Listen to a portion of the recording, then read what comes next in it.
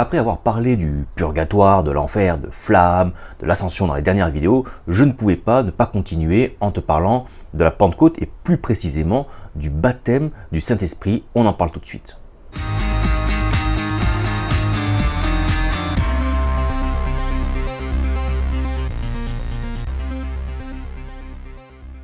Bonjour à toutes et à tous, bienvenue pour un nouveau partage sur la source intérieure. Et donc je vais aborder le thème du Saint-Esprit, le thème du baptême de feu, qui colle tout à fait avec la journée d'aujourd'hui, puisque je tourne la vidéo le jour de Pentecôte. Alors, je vais juste faire un petit disclaimer, comme on dit.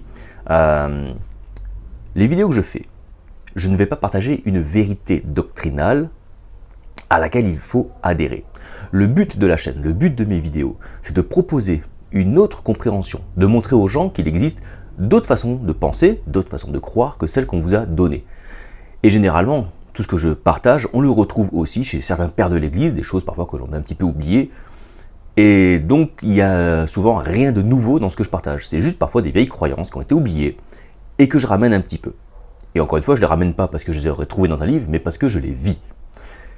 Et donc le but, c'est bien que les personnes sont un petit peu confondues dans leurs croyances, afin qu'elles se disent, mais du coup, est-ce que je dois croire vert, est-ce que je dois croire rouge ou bleu, j'y comprends plus rien, jusqu'à vous amener à abandonner vos croyances pour rentrer dans l'intériorité, pour entrer dans l'union divine. Voilà le but des vidéos. Maintenant que ça c'est dit, on y va. Dans le ministère de Jésus, en tout cas le texte qui nous en parle, une chose, moi, qui m'a beaucoup parlé, c'est ce qu'on va appeler le baptême. Jésus arrive et il est, entre guillemets, révélé au grand public, si on veut, lors du baptême avec Jean le Baptiste. Qu'est-ce qui se passe à ce moment-là? Jésus vient et il prend ce qu'on appelle le baptême de Jean, c'est-à-dire le baptême d'eau. Le baptême d'eau était, dans la tradition juive, ce qui venait des mikvés. C'était des bains qu'on prenait d'eau. J'avais fait une vidéo là-dessus qui t'explique un petit peu toute l'histoire, comment tout ça s'est déroulé. Le but étant de se purifier par l'eau. Mais en se purifiant par l'eau, on ne purifie que son corps. On ne purifie pas l'intérieur. C'est encore là un symbole. Mais les Hébreux de l'époque, ayant une relation avec un Dieu extérieur, puisqu'on rendait des cultes, des rituels afin d'être vus par Dieu, alors se lavaient l'extérieur finalement pour montrer à Dieu qu'ils étaient propres, ils s'étaient lavés de leurs péchés, de leurs impuretés, etc., etc. Et Dieu est OK avec ça, puisqu'ils sont dans une cohérence avec leurs croyances, et donc il n'y a pas grand-chose à dire. Maintenant, on nous dit aussi que non seulement Jésus va nous baptiser d'eau, mais il va surtout nous baptiser, comme on dit, du Saint-Esprit et de feu. Saint-Esprit, c'est une traduction qu'on a établie, qui nous est commune aujourd'hui. C'est une traduction que je n'apprécie pas énormément, de par sa connotation religieuse, de par tout l'opprobre qu'on a pu mettre dessus. C'est un terme qui a été un petit peu dénigré, hein, Saint-Esprit, ça a été fait par Saint-Esprit, c'est utilisé un peu par tout le monde, n'importe comment maintenant aujourd'hui. Moi, personnellement, je préfère parler de souffle divin, c'est-à-dire d'animation divine, de présence de Dieu. Pour moi, tout ce qui est souffle, c'est parole, c'est le mouvement même de Dieu à l'intérieur de sa création. C'est ma compréhension, je te la donne, tu fais ce que tu veux avec. Et donc, on va être baptisé là-dedans, dans ce souffle divin, et de feu. Si tu regardes la vidéo de la semaine dernière, je dis que le feu est purificateur, et je maintiens ce que j'ai dit. Le feu est purificateur. La purification est le but. La purification est le but. Le feu est un moyen, et son process, c'est la destruction. Oui, je sais. En fait, comment on va purifier quelque chose? En détruisant ce qui est impur. Et si tu regardes encore les vidéos d'avant, abonne-toi à la chaîne si ce n'est pas déjà fait, et puis tu prends les vidéos tranquillement les unes après les autres. Être pur, être impur, c'est pas être mauvais, être sale. On ne parle pas de l'estime de soi, si l'on veut, même si on va au fond, ça va être ça, mais pas au sens où on pourrait la comprendre de façon contemporaine aujourd'hui, quoi. Quelque chose de pur, c'est quelque chose qui est uni. Quelque chose d'impur, c'est quelque chose qui est désuni, qui n'est pas réuni avec lui-même. Réuni avec lui-même, c'est la création réunie, reliée à son créateur. Donc, nous, réunis à Dieu, on est purs. Nous, pas réunis à Dieu, nous, impurs. Voilà. Et donc j'enlève toute connotation moralisatrice ou de perte d'estime de soi. Je pars juste là-dedans, pur, impur, voilà. Pour moi j'en ai vraiment une conception purement étymologique de l'union et la désunion. Ça c'est dit. Et donc voilà comment ça procède. Et donc le baptême de feu, c'est ce qui va venir à l'intérieur du baptême d'eau. Le baptême d'eau est vraiment, c'était une signification, c'est le baptême de Jean, qui permet, comme il dit, de venir à la repentance. On se rend compte d'un truc, il y a quelque chose se passe, c'est qu'il dit, je vous amène le baptême d'eau pour la repentance, c'est-à-dire pour ce demi-tour, on se rend compte qu'il y a quelque chose qui ne va pas, on se sent désuni, on ne se sent pas bien, et donc, dans la croyance hébraïque, il y avait cette première purification, on va dire, extérieure. Mais celui qui vient, donc celui qui nous intéresse, Jésus, lui, Jean-Baptiste, il est plus puissant, il a une autorité supérieure à la mienne, et lui, il ne va pas vous baptiser d'eau.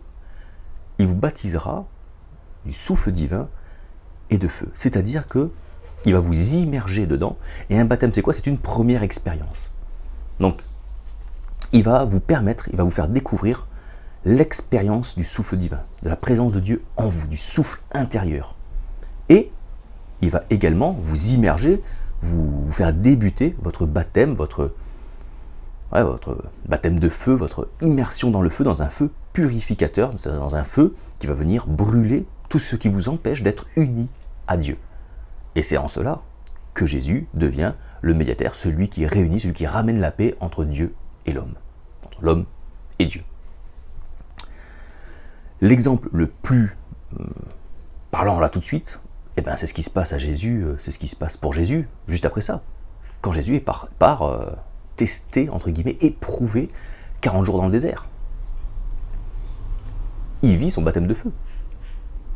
Jésus réalise tout ce qu'il dit. Tout ce que Jésus enseigne, tout ce que Jésus dit, ça se fait.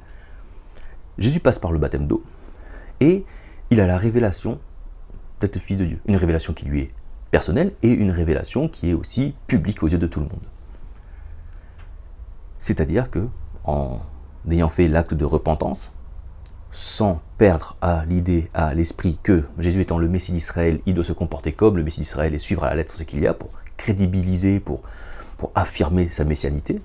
Sa messianité, ok, t'as compris? Donc, il suit le protocole et il vit, ayant saisi l'idée de purification, l'idée du sens profond du baptême.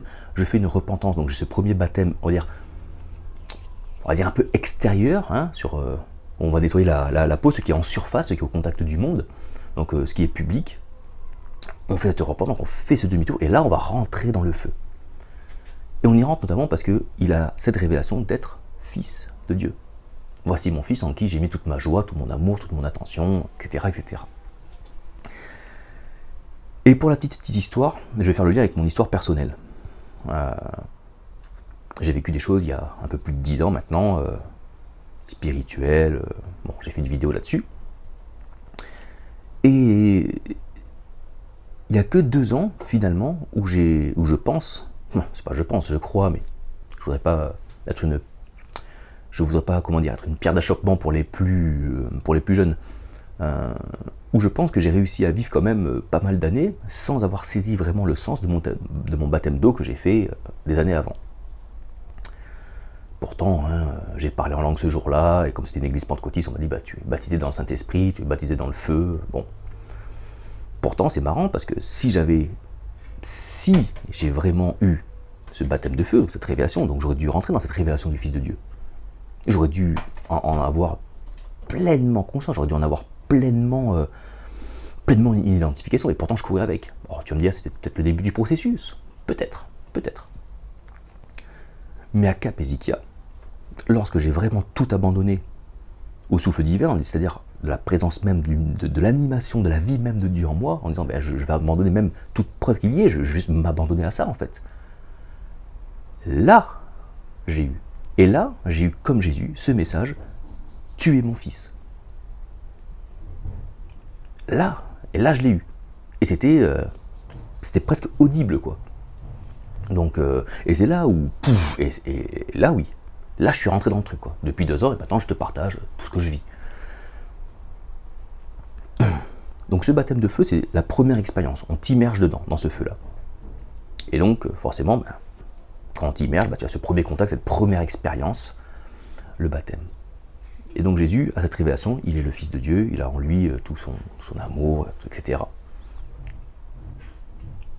Et ça, il va falloir l'éprouver. Et il va l'éprouver par le feu. On va passer au feu. Jésus va être passé au feu pour, surtout pour lui, pour que sa conscience, sa réalité soit bien celle du Fils de Dieu. Et donc on nous dit que voilà, il est parti 40 jours dans le désert, tenté par Satan. Alors moi, je n'ai pas l'image de Jésus et Satan à côté. Évidemment, c'est romancé dans les évangiles, hein, c'est raconté d'une certaine façon, à être raconté pour un message qui passe.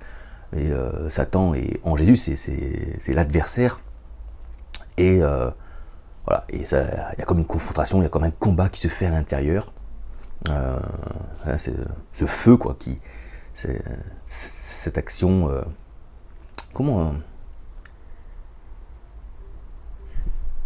C'est un test, mais j'aime pas trop ce terme test parce que dans les églises, parfois on le prend comme un test, on va tester, c'est un côté un peu sournois. Or là, ce n'est pas du tout sournois, c'est tester au sens, est-ce que ça fonctionne vraiment? Tu vois, c'est comme comment on pourrait dire ça, un protocole qu'on met en place pour s'assurer que c'est bien compris, que ça fonctionne, que tout est en ordre. Et donc c'est plus dans ce sens-là qu'il faut le comprendre en fait. Et donc Satan vient tester Jésus, mais pas sournoisement, tu vois. Il a vraiment testé, en fait. Satan, c'est aussi comme un peu comme dans le livre de Job, hein, un outil divin. Bon, ça on fera une fois de notre vidéo parce que sinon je vais perdre tout le monde.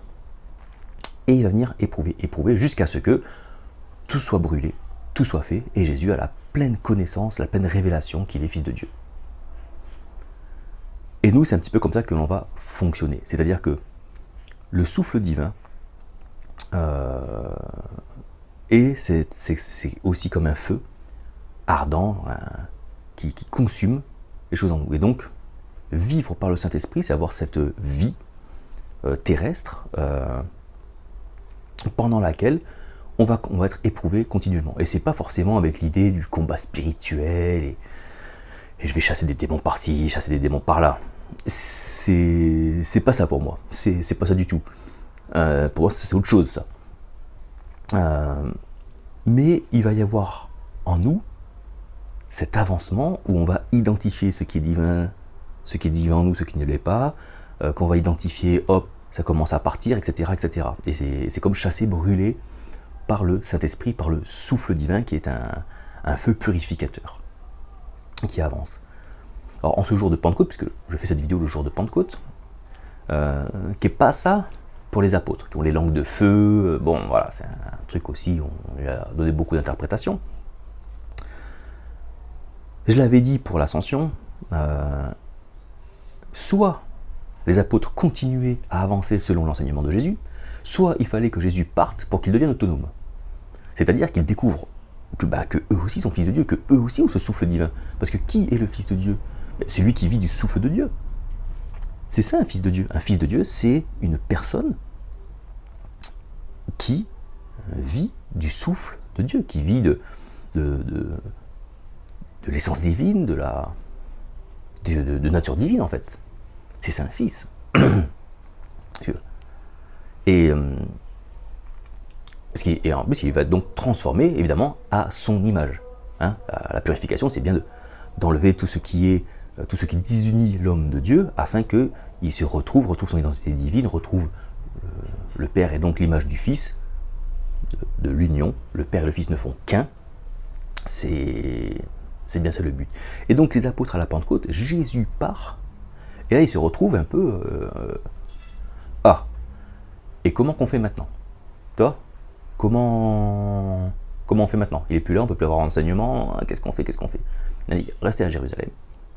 Avant de partir, donc Jésus leur donne comme deux, trois consignes, il leur dit, restez à Jérusalem, et dans quelques jours, vous recevrez le Saint-Esprit. Et donc on pense que on va prier, et puis le Saint-Esprit descend du ciel. Il descend sur nous, quoi. Puis voilà.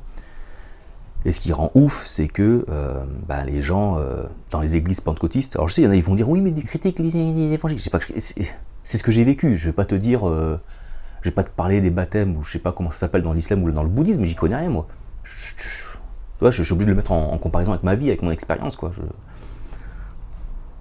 Et tout n'est pas mauvais en plus, donc voilà. Hein, calme-toi, Jonathan. Ce qu'il faut comprendre, c'est que souvent, on a le baptême, et donc dans les églises pentecôtistes où j'étais, et pour eux, pour bon nombre d'entre eux, ce baptême, bon, ok, mais si tu parles pas en langue derrière, c'est pas, t'as pas eu le baptême du Saint-Esprit, tu vois. On va me dire non, c'est faux. Moi, je te dis ce que j'ai vécu. J'en fais pas une généralité. Je te dis dans certaines églises, c'est ce qui se passe. C'est que quand j'ai été baptisé, quand j'ai fait mon baptême d'eau, par exemple, j'ai parlé en langue. Donc, je suis pas en train de mépriser le parler en langue. J'ai parlé en langue. Je ne le parle plus aujourd'hui. Enfin, je pourrais, je pense, mais j'en trouve plus l'utilité. Ça prend. Enfin bon, voilà quoi. Bref. Et donc, quand on a fini, quand toute la cérémonie, tout le culte de baptême a été fini, le pasteur a demandé à la personne qui nous avait chaperonné pendant tout ce baptême et tout, il a demandé est-ce qu'il y a eu des baptêmes du Saint-Esprit? Donc il y a bien une différence entre le baptême d'eau et le baptême du Saint-Esprit. Et parce que j'avais parlé en langue lors de la petite prière qu'il y avait eu avant le baptême, il a dit ah bah oui, Ludovic, il a reçu le baptême du Saint-Esprit. Voilà, tout le monde très content. Mais je trouve bof. Et tout ça juste par interprétation des fameuses langues de feu que vivront les apôtres après. Et ce que ça crée là-dedans, c'est que donc il y a des personnes qui vont faire le baptême et qui ne parlent pas en langue. Et ces gens-là, dans ce milieu, dans ces églises-là, j'en fais pas une généralité encore une fois, je prends des pincettes, puisque sinon ça va encore se vexer. Et ben vous avez des gens que j'ai connus dans les églises pentecôtistes qui sont extrêmement en souffrance parce qu'ils sont là, ils ne parlent pas en langue, ils ne comprennent pas. Et ça crée une espèce de frustration, de perte d'estime de soi spirituelle, d'incompréhension, et des gens qui se barrent. Et je ne parle pas de tous ceux qui sont baptisés d'eau et que tu ne revois plus jamais à l'église le lendemain, quoi. Et ça, c'est parfois la moitié ou les trois quarts des gens que tu ne revois plus. Les apôtres, donc, pour en revenir à ma petite histoire, les apôtres, donc, sans Jésus, vont prier, vont slotater, je ne sais pas comment on dit, vont se mettre en prière, ils vont se mettre en présence de Dieu. Et ce travail de présence finit par payer, puisque le souffle de Dieu vient sur eux. Et donc, comme je le disais, on pense que on se met à disposition, et puis selon la volonté de Dieu, l'Esprit descend du ciel. Si les cieux sont en dedans de nous, où est le souffle divin? D'où vient-il? De l'intérieur. Le souffle part de l'intérieur. Dieu est partout. Il n'y a pas de Dieu intérieur, de Dieu extérieur en fait. Dieu est réellement partout. Mais pour qu'il prenne réalité pour nous, pour qu'il soit autre chose qu'une doctrine, qu'un dogme, qu'une croyance, il faut se relier à lui. Et pour se relier à lui, on a un organe à l'intérieur, qui est la conscience profonde, qui est l'âme en fait. Qui est c'est comme ça que je le définis moi, hein, la jonction entre le divin et la conscience. Pour moi, c'est l'âme. Et c'est ça, l'organe, si on peut l'appeler comme ça, l'outil, l'organe, le membre permettant à l'homme de communier avec Dieu et de se transformer à son image. Et donc c'est là-dedans qu'il faut aller chercher, se mettre en présence. Et donc le Saint-Esprit, c'est le souffle divin qu'on laisse enfin s'échapper, qui a toujours été là en fait. Il a toujours été sur le starting block en fait. Ça a toujours été au-dedans de nous en fait. Tout a toujours été mis au-dedans de nous. C'est comme si on avait mis un programme et en fait il fallait juste appuyer sur lecture quoi. Et on appuie sur lecture comment? Par le moyen de la foi. Le fait que ce soit toujours là, c'est la grâce. Et le fait de pouvoir s'en saisir et de pouvoir mettre tout ça en branle, si on veut, c'est par le moyen de la foi. Et la foi, c'est même pas de nous en fait. C'est cet appel irrésistible du divin qui nous amène inéluctablement à un moment de notre vie, pour les moins résistants, les autres ils verront ça plus tard, à appuyer sur lecture. C'est pour ça que je ne crois pas au libre arbitre. Sinon il n'y aurait pas de grâce. Pour moi. Mais encore, autre sujet, autre débat. Et donc ces apôtres-là trouvent, de par voilà, la présence qu'ils font pendant plusieurs jours, ont enfin abandonnent, parce qu'on faut se mettre à leur place, hein, 1 jour, 2 jours, 3 jours, 4 jours, une semaine, ils se disent, oh, passe quoi là, ça fait une semaine qu'on prie, tous ensemble, il se passe rien. Vous imaginez, 10 jours, ils étaient réunis tous ensemble, pas pendant 10 jours. Et ça a dû cogiter là-dedans quand même. Hein. Qu'est-ce qu'il nous a raconté Jésus on ne doit pas bouger là, tant que ça arrive, plusieurs jours. Je pense qu'ils ont dû arriver à un moment d'abandon, quoi. Se dire, bon bah ok, on abandonne, ils ont vraiment définitivement oublié dans le sens, oublié l'idée d'avoir l'aide d'un Jésus à côté, qui leur explique encore tout, et ils ont dû vraiment faire ce travail d'abandon pour rentrer dans ce sens de saisir finalement le souffle de Dieu. Ils sont allés un petit peu le chercher dans l'abandon, parce qu'on dit souvent, ils ont reçu. Hein, ils ont reçu le Saint-Esprit, donc Dieu donne comme ça. Quand je vous dis que le moyen, c'est la foi, c'est pas juste un moyen théorique, c'est un vrai geste, c'est lambano, aller se saisir. Et c'est traduit par reçu, mais c'est aller se saisir, c'est aller chercher la chose. Et donc on va aller là chercher, parce qu'on a cet appel divin, et donc on suit cet appel divin, et on y va, on va le chercher. On va s'en saisir. C'est pas une réception passive, on reste comme ça, et « Oh, Saint-Esprit, viens sur moi. Ah ben il est pas venu. » Non. Il y a ce travail de présence, qui est cette mise en pratique de la foi, qui est finalement cette main spirituelle qui va aller se saisir de ça. Parce que tout est à disposition. Et on va me dire, bah non, mais ça peut aussi se traduire par reçu. Si tu le traduis par reçu, c'est prendre des mains de quelqu'un. Donc tu as effectivement Dieu qui l'a dans ses mains, qui te propose, c'est ça la grâce, et nous on va aller se saisir, on va aller piocher dedans. Pas lui, ne le jette pas comme ça, parce que si te donne et que tu le saisis pas, le truc il va tomber par terre à tes pieds, quoi. Là, c'est un peu comme tu dis à un mec, tiens, attrape, et que le mec il est pas réactif en face, boum, ça tombe par terre. Voilà. Donc, il l'a pas saisi, toi. C'est un peu l'idée. Et ensuite, il y a ce baptême de feu. Alors après, évidemment, il y a ce passage sur ces langues de feu qui se mettent.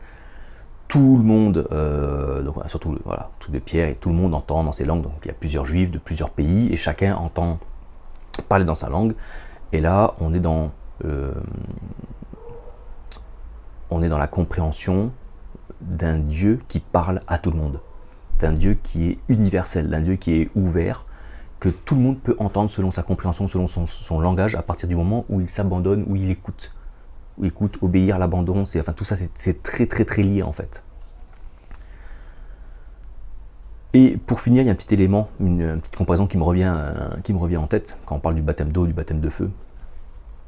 Pour vous dire à un moment donné, vous savez quand je vous dis que Jésus a dit le royaume est au-dedans de vous. Et je dis aussi bien au-dedans, à l'intérieur d'eux, parce que c'est antos.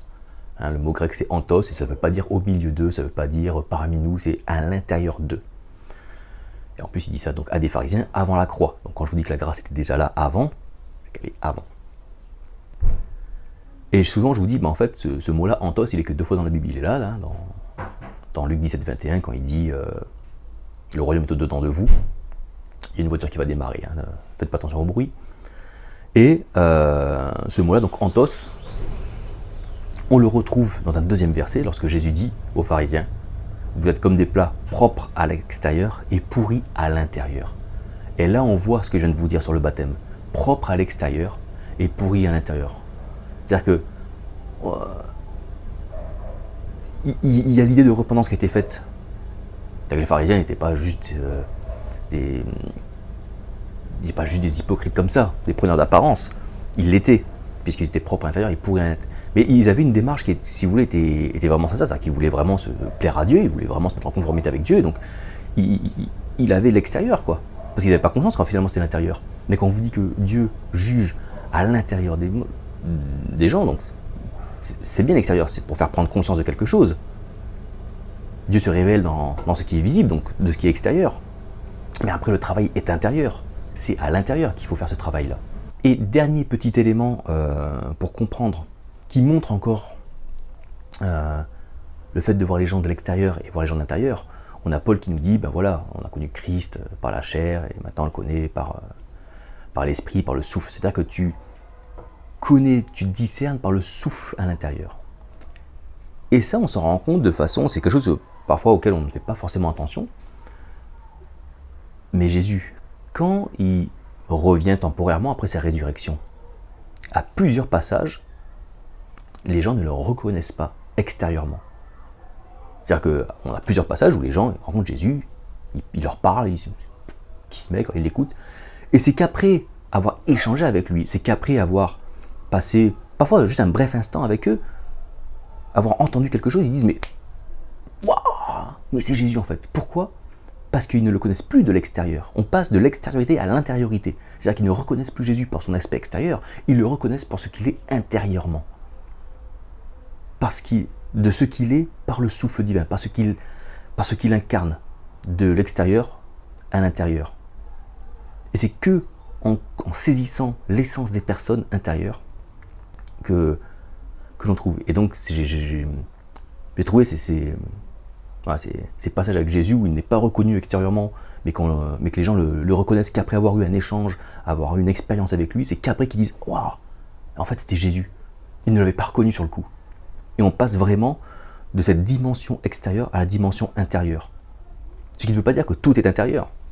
Je vous l'ai dit, Dieu se révèle par sa création, donc il y a une approche qui est une repentance qui est extérieure, on est confronté au monde extérieur, on se dit attends, il y a des trucs, c'est comme un miroir un petit peu qu'il y a à l'extérieur, qui permet de se repentir, on va se retourner à l'intérieur pour aller voir les choses profondément et voir ce qu'il y a derrière. On passe de la dimension matérielle à la dimension du souffle, à la dimension spirituelle. Voilà. Bon, j'ai essayé de faire un truc un peu plus concis, j'ai essayé de faire un truc un peu propre, qui ne parte pas dans tous les sens. J'espère que tu as compris ce que je voulais te faire passer à travers cette vidéo. Et encore une fois, ce n'est pas une vérité. Hein, je ne suis pas théologien, pasteur de je sais pas quoi, exégèse de je sais pas quoi. Moi, je suis un mec comme toi, comme tout le monde. Ça fait juste 2 ans que moi, ce que je viens de te dire, en fait, je l'ai vécu.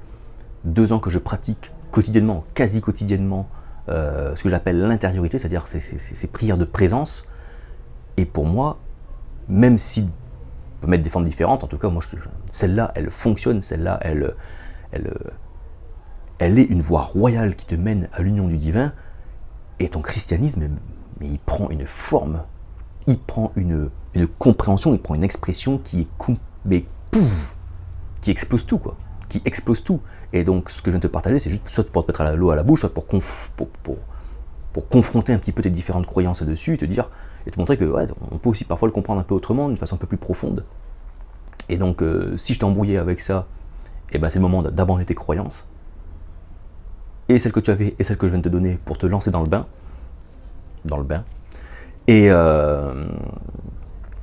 Et si jamais, jusqu'à présent, tu n'avais jamais vraiment compris, c'était très brouillon, très incohérent pour toi, et que le partage que je viens de te faire trouve une cohérence, eh ben, c'est que tu es chaud bouillant pour te lancer toi aussi dans le bain de l'intériorité. Et donc, je t'invite à voir les autres vidéos que j'ai pu faire, si tu as besoin d'être accompagné et tout. Et vous pouvez aussi visiter régulièrement le site anthos-humon.com, puisque je devrais dans l'été commencer à établir un petit calendrier pour les prochains ateliers de l'intériorité. Voilà. Je te souhaite une bonne soirée, bon après-midi, bon week-end, bonne semaine, etc. etc. Et n'oublie pas de t'abonner à la chaîne si ce n'est pas déjà fait, de liker, commenter. Hein. Comme d'habitude, hein, tu connais les trucs. Et on se dit à la semaine prochaine pour un prochain partage. Ciao, ciao.